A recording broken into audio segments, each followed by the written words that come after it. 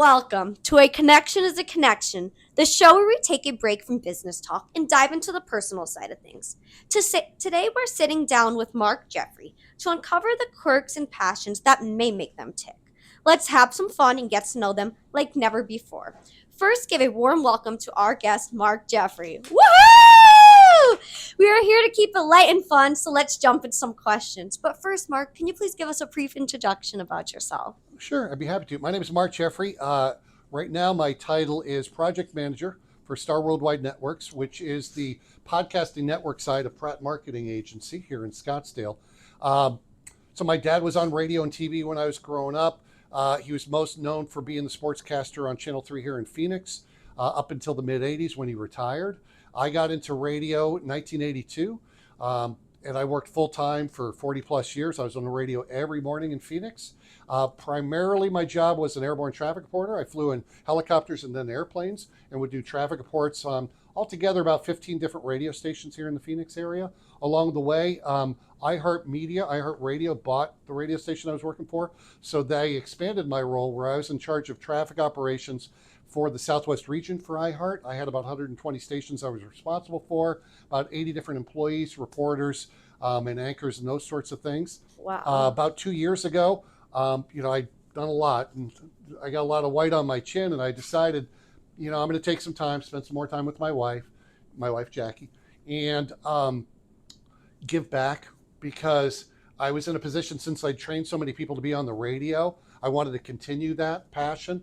So now what I do is I go around really and just help people find their voice, whether it's they want a brand, they want to know about marketing, they want to know how to be on the radio or how to have a podcast or how to be on TV. And I'm happy to pass my knowledge on to them. And you've helped us. Thank you so much, Mark. Glad to help you. We're so excited to have you. So let's hop into some questions. All right, Mark, here we go. If you could thank one person who passed away, what would you say to them? Well, I think, first of all, my father, who passed away, because he formed my radio career, there was kind of an important moment. When I graduated from radio school, as everybody does when they graduate radio school, you have a demo tape. And back then it was on a cassette tape. And I remember when I got out of the school and I played it for my dad, and it sounded something like this. Hi, I'm Mark Jeffrey, and we're going to be playing some rock and roll for you tonight. And so I was 19, but I was trying to be this cool, older rock guy, okay? My dad listened to it, and I could tell by his face, he's like, And so he said, look, I think what you ought to do, you need to do this, this, this. He gave me 5 things to think about. But basically what he was saying was, do an impersonation of him like I used to do when I was a kid. A little bit of background. When I was very small, my dad was on the radio every day on WPRO, Providence, Rhode Island, WDRC, Hartford, KDK, Pittsburgh. When he was on those stations and he would have parties with his friends at our house, he would say to me when I was 3, 4, 5, 6, 7, hey, Mark, come here. Do me. Watch this. And I would go, hi, I'm Jim Jeffrey on WDRC Hartford. It's 63 degrees. It's going to be cloudy today. And here's the Beach Boys. That is awesome. Right. So when I did my demo tape, he said, you need to do a little bit of that, because you're trying to be somebody you're not, was at the end of the day. He said, so bring the energy, and then to get the job, because you're just trying to get a foot in the door. And after that, everything, just do whatever they ask. The other person I would thank is the late Bill Haywood, who's an icon here in Phoenix on the radio, because he took me under his wing early. He could tell me things that my dad couldn't, because it stung maybe coming from my father or whatever. Yeah. He didn't want to be too harsh. But Bill Haywood, who's legend, helped me with a lot of different things. How much to charge for a commercial, how to do public appearances, and all the things that go with being on the radio. So my dad, Jim Jeffrey, and Bill Haywood. Wow. Would you rather walk around naked in public or go to jail for a year? Easy, naked in public. I mean, I'll do it now if on a dare. And I'll tell you why. For those people who wanted to get into media or have a podcast or radio, one of the things you learn early on is you have to lose your shame. You have to be willing to, if you're feeling sick or whatever, you can't be ashamed of yourself. Do I look okay? And I know a lot of people in media that have an ego, and they're afraid to be shown in a bad light. I know a lot of TV news anchors that won't let you take their picture unless they have time to fix themselves. I don't care. I lost that a long time ago. And part of that comes from the fact that, so when I was an airborne traffic reporter, I did, according to my wife's math, about 750,000 traffic reports over Phoenix. Wow. Live That's traffic a reports. lot. Yeah, see, it kind of shocked me when she came up with the number. She goes, that's probably a little bit low, but 750,000 traffic reports. Okay, so some of those I messed up. Some of those things happened. I couldn't care. Oh, well, moved on with my life. So, Wow. Okay. so don't hang on your mistakes or whatever. Just whatever. Your You know, past doesn't define you. That's right. And the shame part is like at this part, nobody wants to see me naked, but whatever. I do it for a goof. Oh my gosh. I wouldn't last in jail in a spaz. I would bounce off the walls. It just doesn't sound fun either. No, there's nothing fun about jail. Oh. There's not a lot of humor in that place. Yeah, And no. I like humor. Yeah. Well, I can totally say that this one you could probably do for us, for sure. Will you sing or tell a joke? Let's hear you. Well, I'll sing. Yeah. Fly me to the moon and let me sing among the stars. Show me what it's like up there on Jupiter and Mars. In other words, hold my hand. In other words, baby, kiss me. Either one of you. I love it. I love that. That made my day. That's an awesome voice. That's amazing. What's the dumbest thing you've ever done for a dare? Well, again, getting back to the shame part, because I'd have to think that I've done a lot of things on a dare, but was it dumb? That's the part. Because one time a guy dared me to throw out a bag of flour from my airplane over the desert near his buddy's house. And so I did, and it hit the roof of the house. And a bag of flour, one of the reasons why I thought in my head it was okay is flour is biodegradable in the paper, so I'm not really polluting the desert if it goes in the desert. Yeah. So I flew really low, and I threw it, hit the roof of my buddy's house. I was supposed to do his backyard, but I didn't time.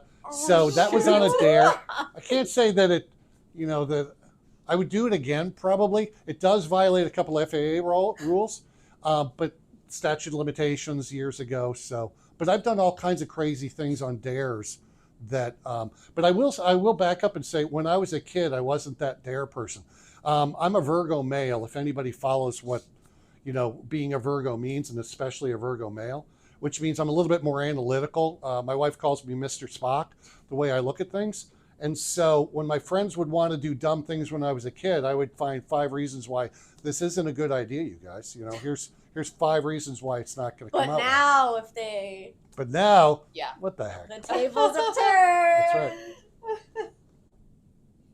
That's Okay, Mark.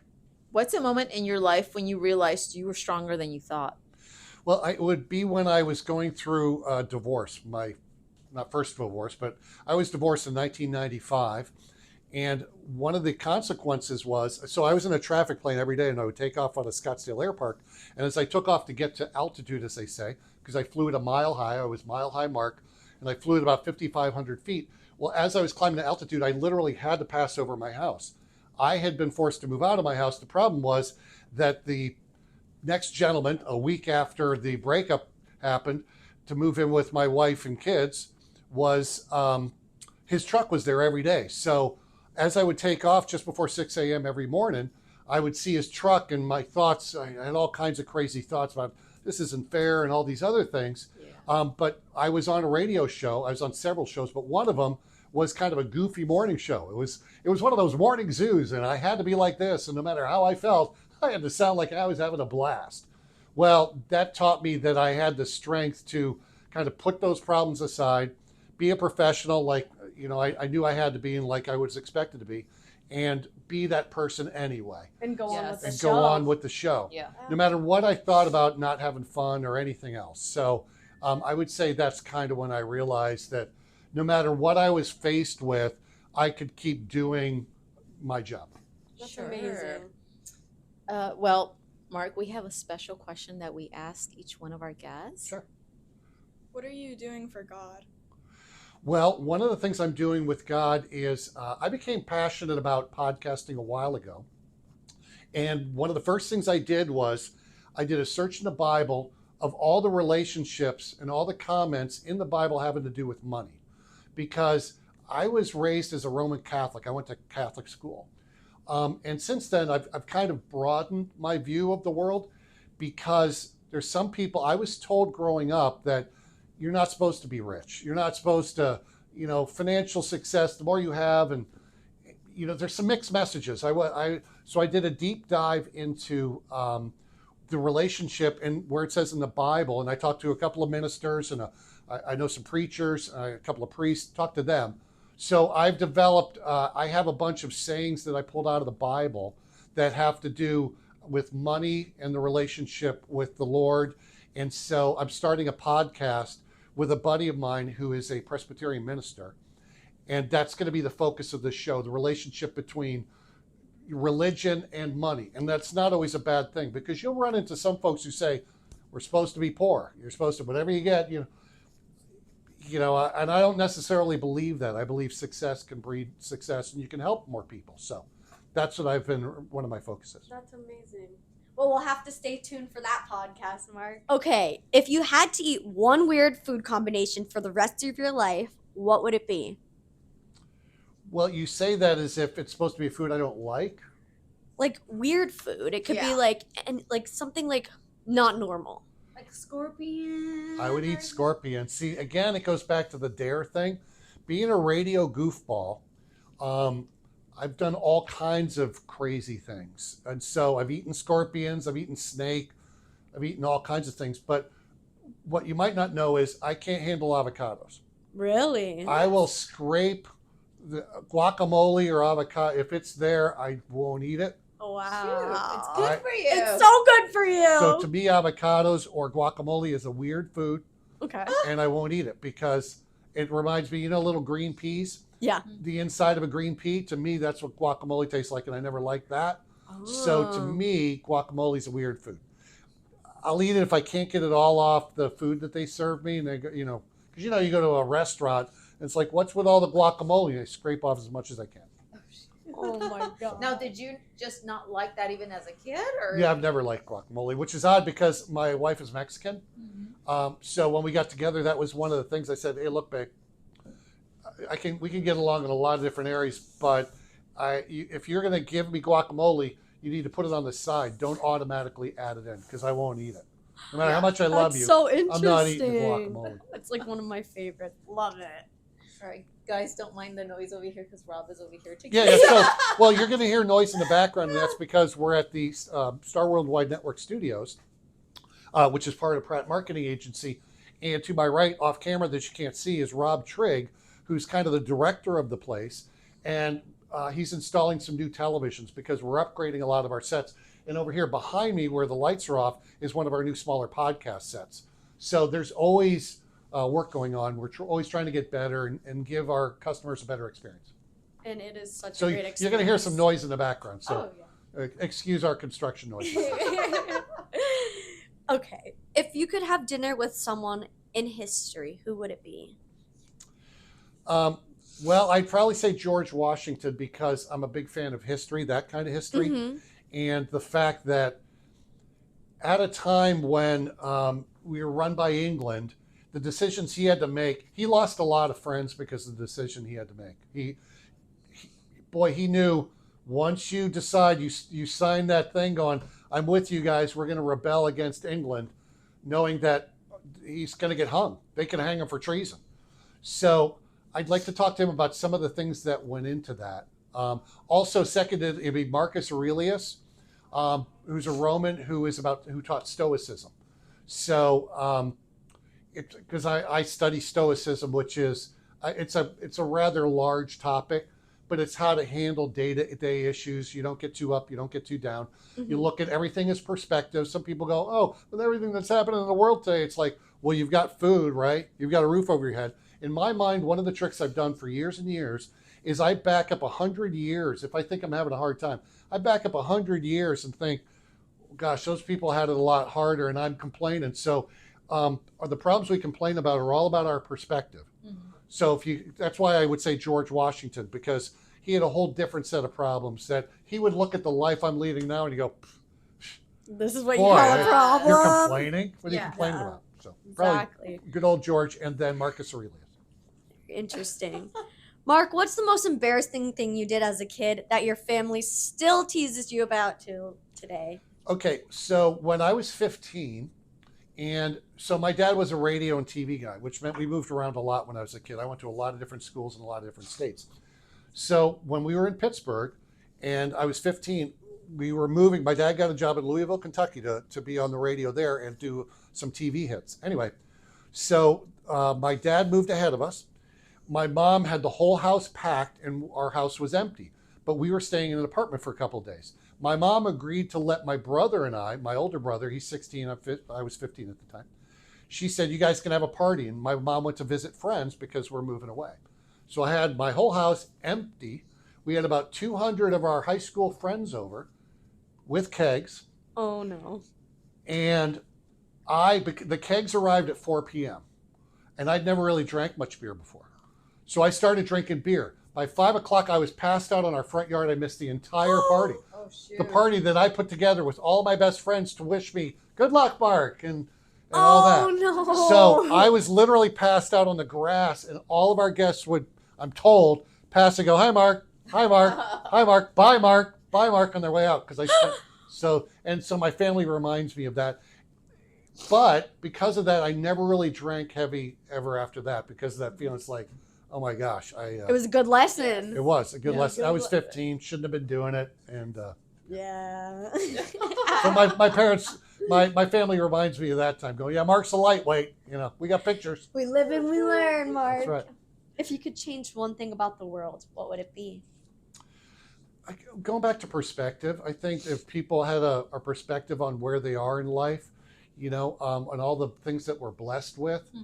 Like I said, if I zoom back 100 plus years, because I think about history a lot and its impact, and it kind of keeps me grounded because of all the things we're blessed with. Because look, as humans, it's food and shelter. Those are the things that we want, and we have that in abundance. So I would have to say that.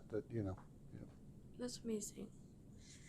If you were a flavor of ice cream, what flavor would you be and why? Well, I'd probably be the ice cream that nobody likes to eat, which is, I think they call it Neapolitan, chocolate, vanilla, and strawberry. Yeah. Yes. Because I'm a little bit of everything. When I was on the radio for 40 years, I wasn't on just one station. I was on multiple stations. I was on KFYI, which was all news, which is when I reported on something, it was serious. I did car chases, I did explosions, I did some of the worst things you can imagine. I was on a station called Power 92 for many years and also Kiss FM. When I was on that station, it was a much lighter show and it was a fun show. So I would say, yeah, the freeway's blocked, and I would talk about the backup rather than what I knew really happened with the people involved in the accident. So I was a bit of a chameleon. Also, fun fact, I was a wedding DJ. I DJ'd about 300 weddings in my life. Wow. So I was whatever type of DJ I needed to be for the party. I would do 50th anniversary parties when I was 19 because I knew Tony Bennett and Frank Sinatra. I knew that music cold because my dad was a DJ back in the day. I would do parties with people my age. I would do quinceañeras, even though, I don't know that much about the Mexican culture. But I knew how to research and find the music. By the way, those are the best parties to do because for the quinceañeras, you just start the music and the party happens. I mean, I did my first one. I was really nervous about, I don't know the rancherias and and all the different dances they do. I mean, I had a chart, but boy, once I started that music, I realized it's a lot more fun than, and I'll say it this way, a bunch of old white Protestant dudes don't know how to party when you do a wedding. They just sit there on their hands and you'll have like 8-10 people hog the dance floor all night. But when you do a Mexican party or something, Oh yeah. boy, you just start that music and they feed you. And that's how that's how all the Jewish weddings and how all the bar and bat mitzvahs I did are too. some bar mitzvahs. As Same soon as thing. you start the music, they're dancing till 3 a.m. Yeah, so as a DJ, I had looked at it kind of wrong. I thought, this isn't really my element, but I realized they want to party, and they have such a great time. And then you get to party with them. And then you get to party with them. And the best part about being the DJ, especially when I was young and poor, was they feed you.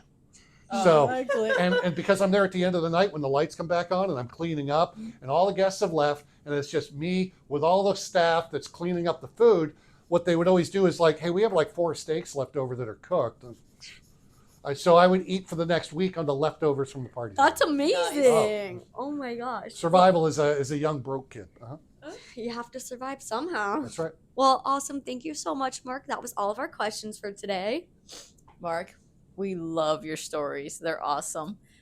It was a pleasure to have you as a guest. Can you give us a 30-second commercial of your business and how people can connect with you? Sure. So again, name's Mark Jeffrey, Jeffrey. If you're looking for me on the internet, I'm pretty easy to find. I'm project manager for Star Worldwide Network Studios, which is where we are now, which is the studio arm of Pratt Marketing Agency. And what I do is I meet with clients who either want to start a podcast, they need help with their marketing. I got to be honest with you, 90% of the time I'm having free conversations with people, just trying to help them find what it is they're looking for. Also, I'm kind of like a fitness person would be, a fitness coach would be with you. I'm like that with people with their branding. It's like, you sure you want to be branded? You realize that if you become branded, your kids become branded with you. Yeah. So keep those, because there was things that happened to me as a young kid that my dad was kind of famous in the cities we lived in that were good and bad about being related to that. So Pratt Marketing Agency, Mark Jeffrey, Jeffrey. Come talk to me. Happy to have a conversation. Awesome. Well, it's been so much fun. We had such a great time with you, Mark, and stay tuned for the next interview. Can't wait for it.